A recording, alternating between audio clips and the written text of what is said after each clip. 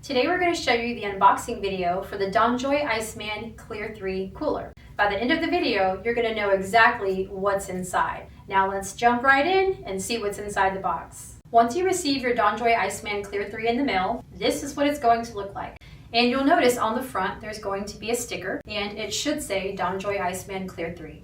Always double check and make sure that you did receive the right item before you open it. So now that we've confirmed we have the right item, we're going to open our box. So we're going to start here on the sides. Now, before you cut open into the middle, don't just dig that knife right in, because there might be a pad on top, there might be things that could get damaged. So we want to open it very gently. Lift up the top a little bit and just barely cut along the edge, not going too deep. Once you've done that, the first thing you're going to see inside your box is a skin warning paper. This just serves as a reminder to never put the pads directly on your skin.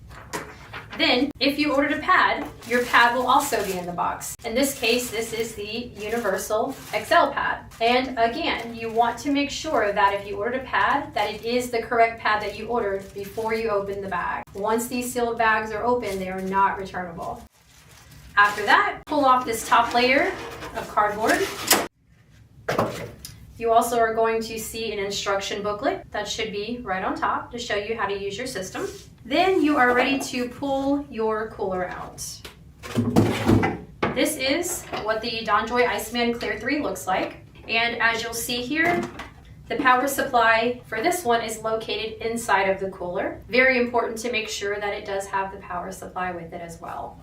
Inside of here is where you're going to put your ice and water, and these are the components of the cooler itself. Once you've confirmed that everything's there, you're ready to use your system. Now that you know what's inside your Donjoy Iceman Clear 3, click on the next video and we're going to show you how to use your system. Now, let's get back in motion.